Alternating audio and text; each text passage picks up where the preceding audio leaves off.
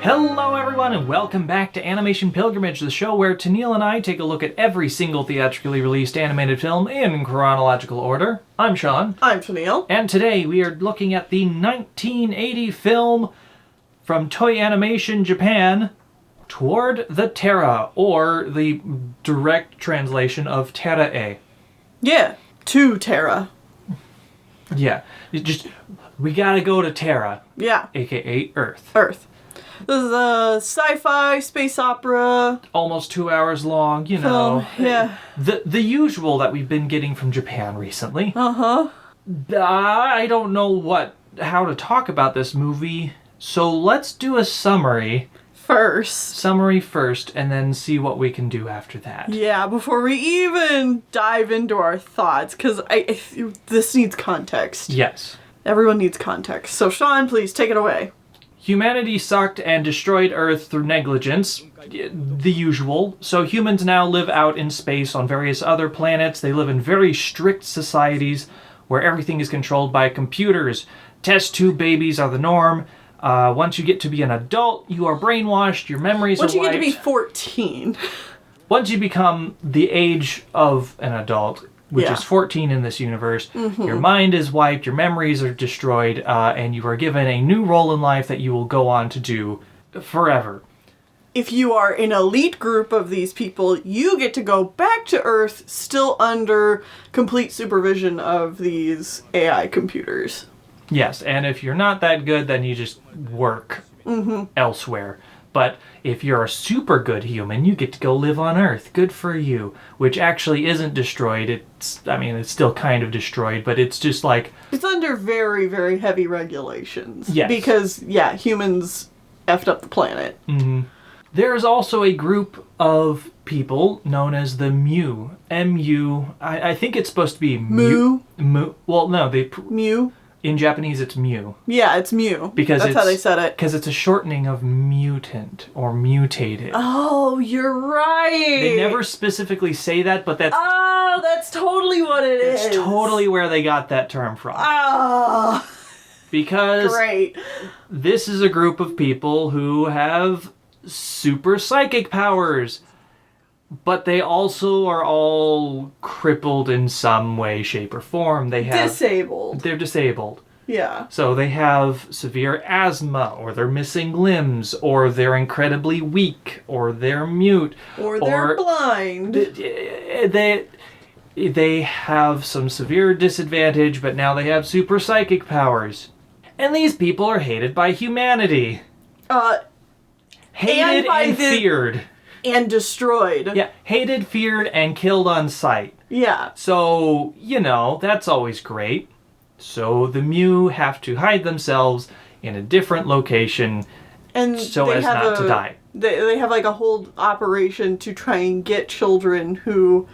Try to save children before they get killed off and taken to save society. Mm-hmm. Speaking of which, we're introduced to our main character, Jomi. Mm-hmm. He is a regular kid. What a weird name. Jomi. Yeah. A lot of these other names are just generic English names. Uh-huh. Makes me wonder what Jomi was supposed to be, or if that's supposed to be like Johnny? I don't know. But it's Jomi? I don't know. Jomy is how it was given to us. Anyways, Jomi, he is a regular kid, but once he goes to become an adult, turns out he is a Mu, and so he's picked up and saved by the Mu before he's killed, and his memories are wiped. He immediately becomes the new leader because the old leader, Soldier Blue, dies because he's weak and stuff, but he gets all of Soldier Blue's memories and thoughts from him and all previous versions, so now he's just like superhero. Another important thing to note about Jomi is he's a Mu, but he is not disabled in any way. So he is an able-bodied super soldier that's here to save the day. Yeah, they specifically are like... Bring to life You're the one who can lead us to victory, Jomi, because you're not disabled. I'm like, cool. Cool. All right. We also get introduced to a different character in a completely different location. This guy's name is Keith.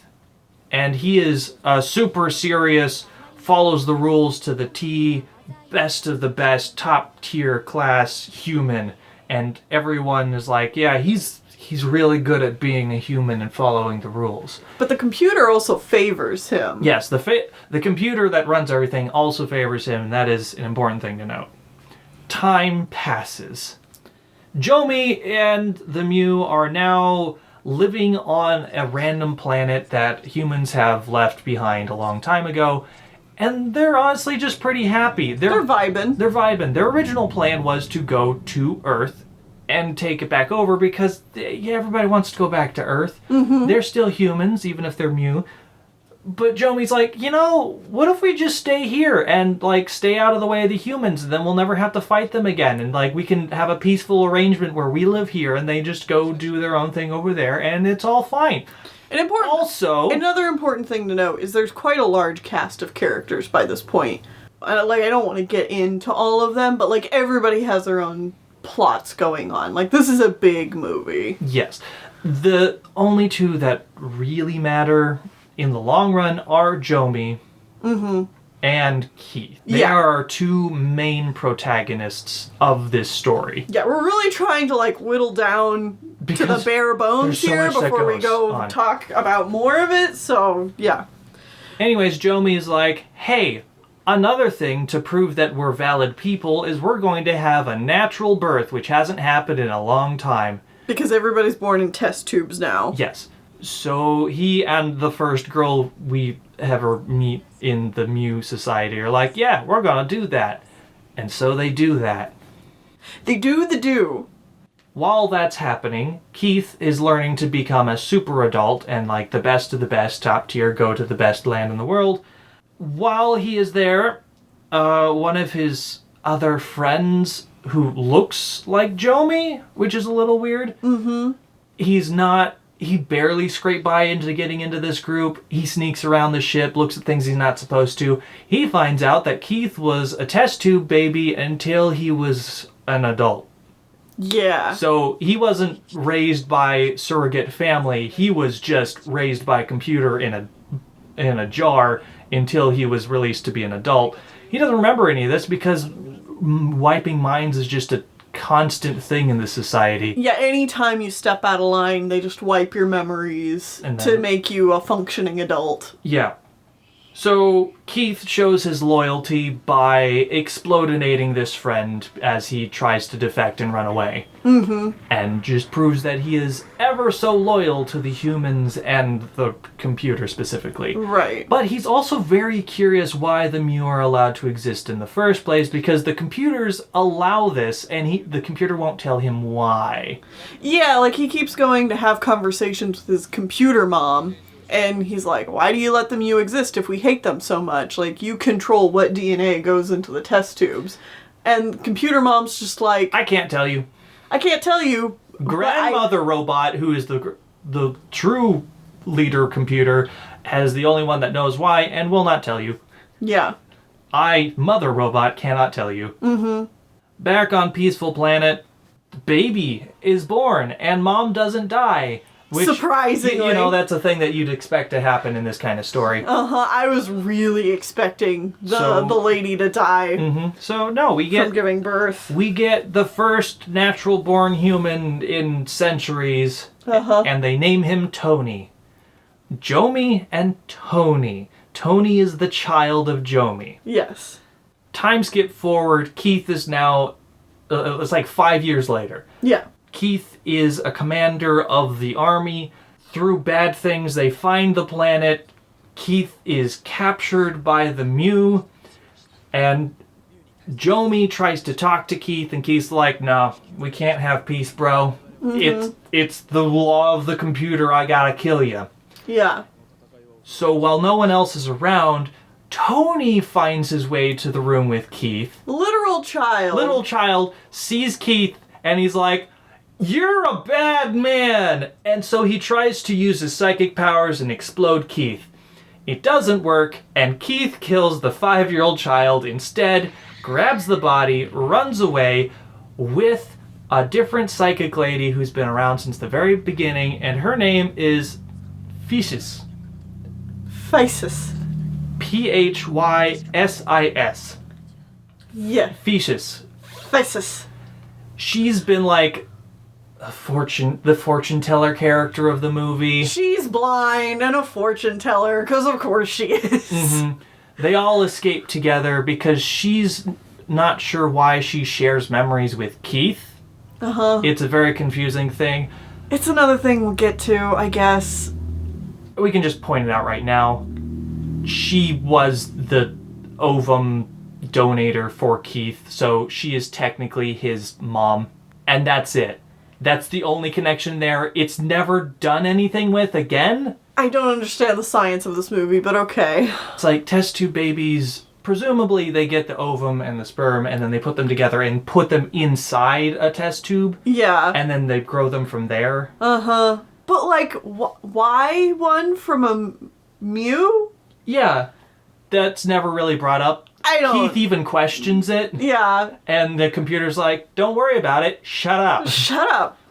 And Keith, being super obedient, like, yep. Okay. Anyways, Keith escapes in a ship with dead child and his mom. Tony's mom has a psychic whiplash of realizing her child is dead and kills herself. Yeah. She goes... Didn't die in childbirth, but does die about 10 minutes later. 5 minutes later.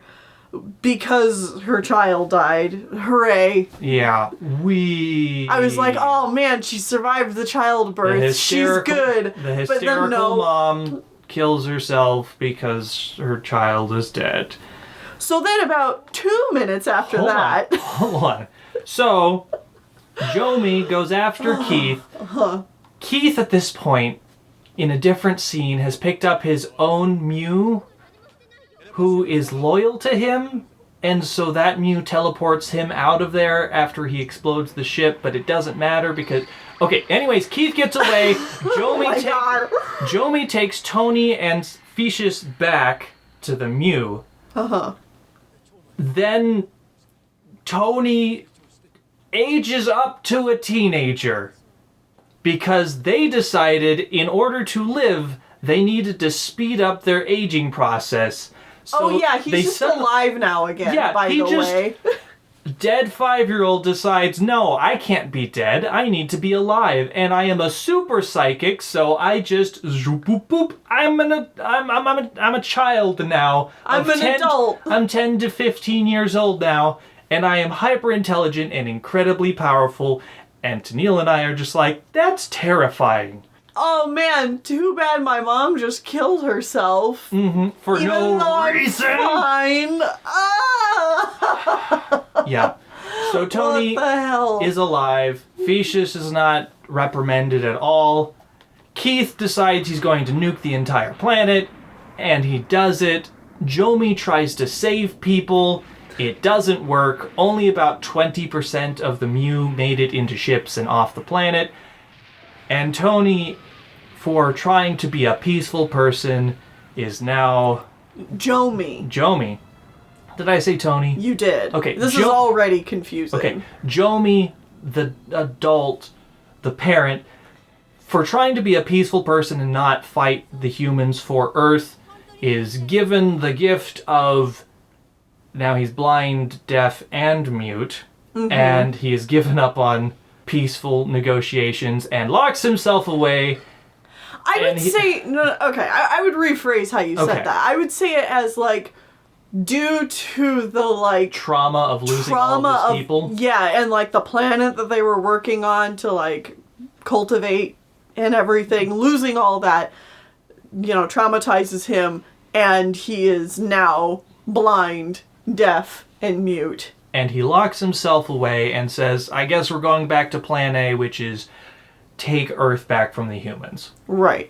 So now we skip 10 years in the future. In the meantime, Jomi has locked himself in his room for that whole time. And Tony, the child, has taken over and is now super militaristic. They've taken over a lot of other ships. They're wreaking havoc on the humans. They're almost to Earth. And then finally, He's militaristic enough that other people among the Mew are like, dude, that's a bit much. You're killing people as they're running away and surrendering. Yeah. It's like, that's a bit much, you dude. You need to chill out, Tony. And I agree. Tony needs to chill out. But anyways, turns out, or like, it's also explained that there's like 8 to 10 other children that were naturally born in those 5 years. Right. So there's a whole group of Super Mew children who are now adult-ish, and they're the ones going around destroying all humans. Yeah. Fishes finally convinces Jomi to come out of his room, and finally convinces. She asks nicely for him to come out of his room, and your he's son is killing everybody. And Jomi's like, oh. Right, that's probably not good. I should probably deal with that. So he comes out, and because he's also super psychic powerful, he starts freeing all of the humans' minds and undeleting all of their memories, which allows them to be free humans, and they're all loyal to the Mew now. So now Yes.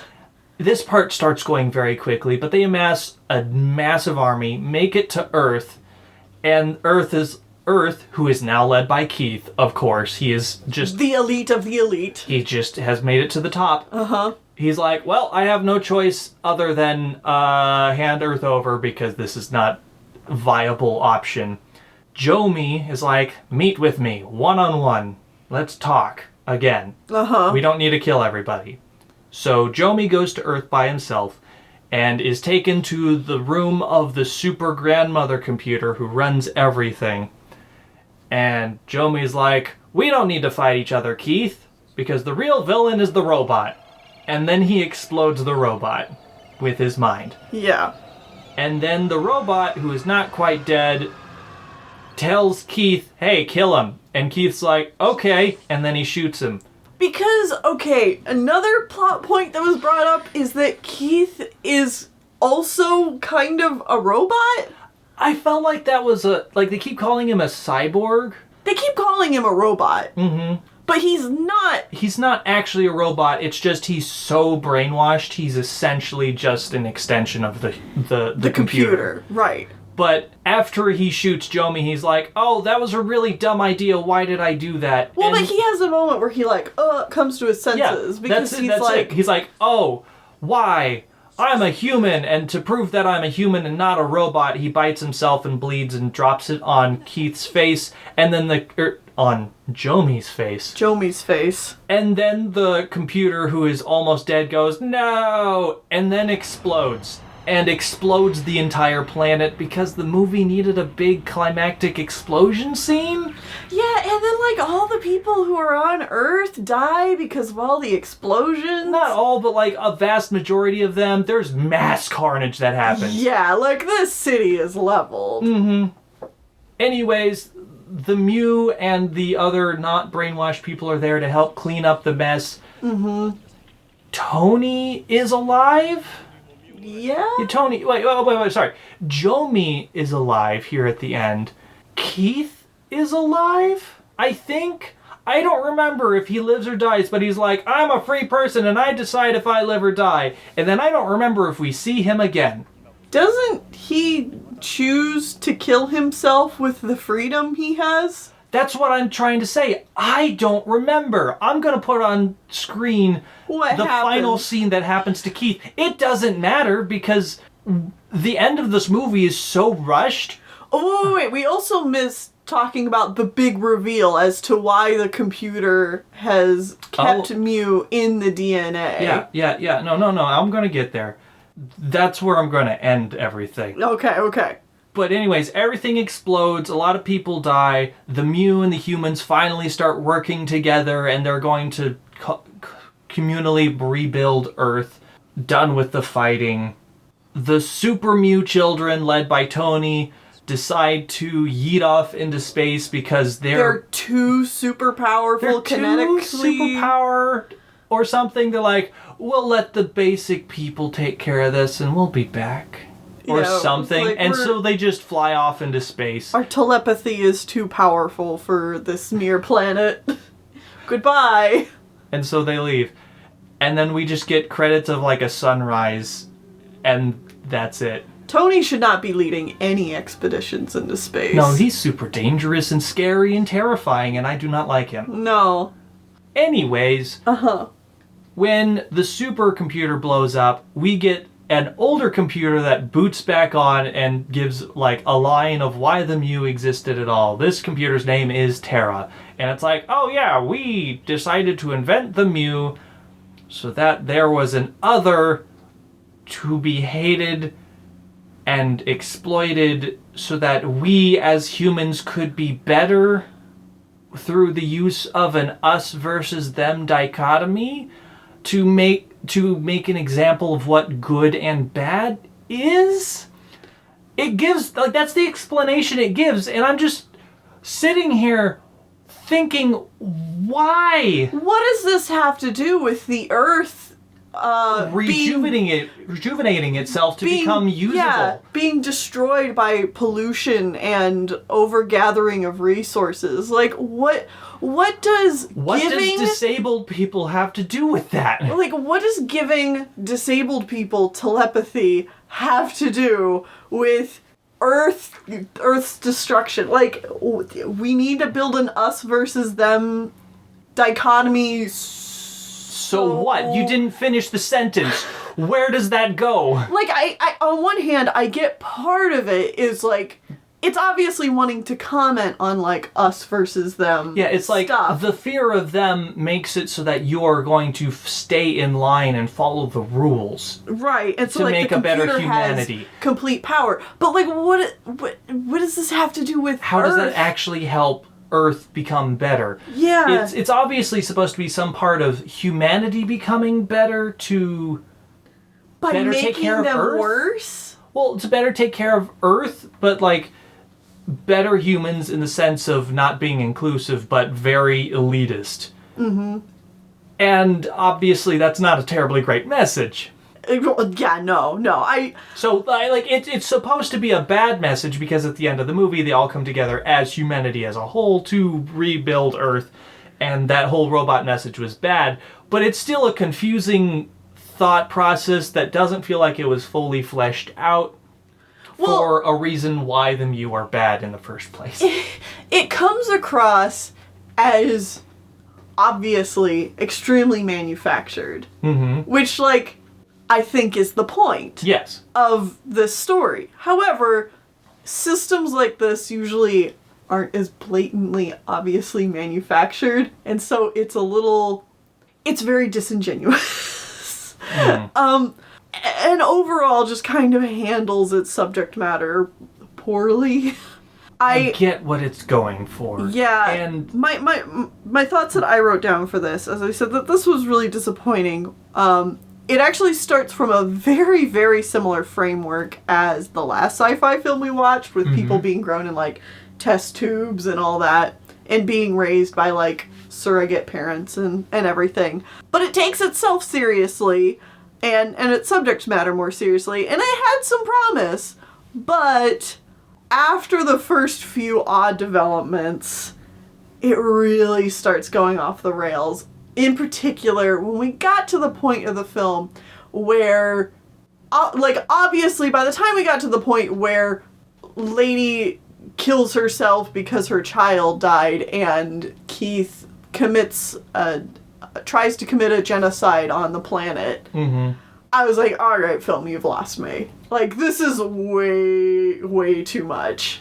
Even before then, it was starting to be like, okay, what exactly are you trying to say here? I get where you're coming from. And to clarify, the movie that we're comparing this to is Phoenix 2772. Yeah. Which is another 2-hour space opera about how humanity has destroyed Earth and we need to fix it somehow. Goes in a completely different direction, though. Yeah. I'm more willing to forgive this movie and the strange things it does. Choices it makes. Strange choices, because it's very, like, it's an adaptation of a manga. And when you write a manga, you can't always get it all figured out just the way you want when you first write a chapter, and so you have to retcon a bunch of stuff, which means that by the time you get to the end, sometimes there's a lot of really clumsy exposition that happens that doesn't make a lot of sense to try to fix a lot of the problems that happened earlier. Yeah. Additionally, I did a little bit of research on my own. I saw that this movie came out like a month after the manga finished. Before the manga finished. Oh! Because this came out in April, the manga finished in May. Yeah. So when they were making this movie, the manga it was based on wasn't even finished, so I don't even know if this is the same ending or if they had to rush things and change it. Obviously they had to rush everything because this was a multi-giant part manga that focused a lot... 5 volumes. 5 volumes? 5 volumes. So that's... Yeah, I would say most manga... You can take one manga, or like one volume, and turn that into a movie. Right. So they're trying to shove essentially a lot into a single 2-hour film. So you gotta compress a lot. So a lot of the side characters don't get as much time to be expanded upon and such. So I'm willing to forgive it a lot of that. Obviously, I still am not a big fan of the super ableist point of view of making the people we hate a bunch of people with disabilities. Right. That's just not cool. Yeah. At all. Well, I mean, that's like the point. It's like that's obviously the point. Yeah. So even then, it's but like even I understand. But the real ableist thing about it, like, obviously this the story isn't trying to say like disabled people are bad or whatever, because like that's the point, is saying it's not. What's bad is that our hero is an able-bodied person who is coming in to save the non-able-bodied people. Yeah. On top of all that, it's just I agree with you that it's not, you know, if it's trying to cram all this information into one movie, there's going to be some things cut out. However, there's so much cut out that things start not making any sense. Like, there's some things that are just... You have to pay super close attention to every single line said, otherwise a passing line is key important information for what's going to happen in like 20 minutes. So, honestly, I think the animation in this movie is pretty well done. And like, the camera work is really well done. I think the tone feels correct. Just with unfortunate scenes like mom killing herself, which, no matter how you paint it, that's just dumb and I hate it. Yeah, I just you hate to see it. But overall, I still think this works much better than Phoenix 2772. And I think it's a more, as much as I was just saying how things don't make sense, I think this is a pretty enjoyable watching experience. Oh yeah. As like an early 80s sci-fi film. Like, I was kind of dreading going into this one because it was so long. The first half of it, especially, I think, is, like, a pretty good time. Like, it takes itself fairly seriously, and, like, the concepts that it's doing fairly seriously.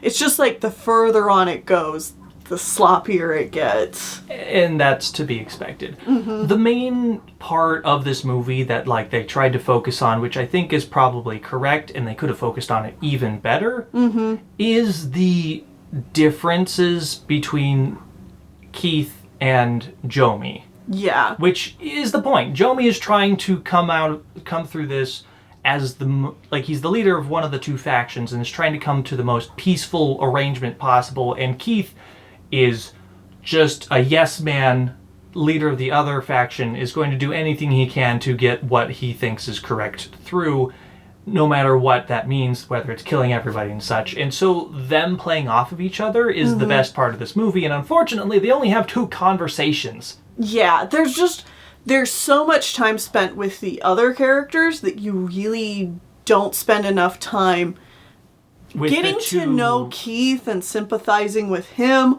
or even understanding why Jomi has like a heel turn to be this leader for the Mew.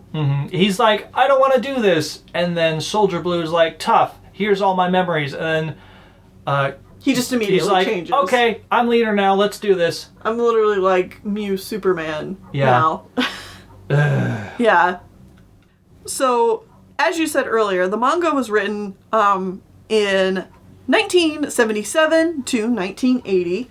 It finished in May. This movie in May. This movie came out in April, and then Amusingly enough, sorry, not to interrupt you, but we are recording this review on April 26th, which is the exact same day that this movie came out in 1980. I love it when that happens. That's hilarious. Nice. It's cool. Yeah. It was, again, released with its 5 volumes in August to correspond with the movie coming out. And it was written and illustrated by... You're going to do better with the name here, so... Keiko Takemiya. And it won multiple Best Manga and Shonen Awards. It was directed by Hideo Onichi. And then in 2007, it got another anime adaptation, this time as a show, which probably works much better for... Like, they can actually flesh it out better. They can flesh it out more, have a bit more time. And apparently, from the little reviews I saw of it, sounds like it's fine. Okay. Got some flaws, but... Yeah. People are generally pretty positive towards it. Talking more about the mangaka, though, Takemiya... She is notable as part of the Year 24 group. I thought that was a female name. Yeah. Keiko. Yeah. So she was part of the Year 24 group, which was a point in time right around here where women were actually more successful shonen writers in manga than men. Huh. Cool. Yeah. And... she was a pioneer of the yaoi and / shonen ai? Shonen ai? I guess it's another word for yaoi. Okay. But she's also a pioneer of that genre. And one of her other famous mangas is Kaze Toki no Uta. Kaze Toki no Uta. Yeah. So she was both a famous mangaka in both shonen and... Shoujo. Okay. I think all of that is super neat. Yeah, so very influential mangaka. As always, I'm sure the manga does a better job explaining its story and plot than this movie does. Yes. But...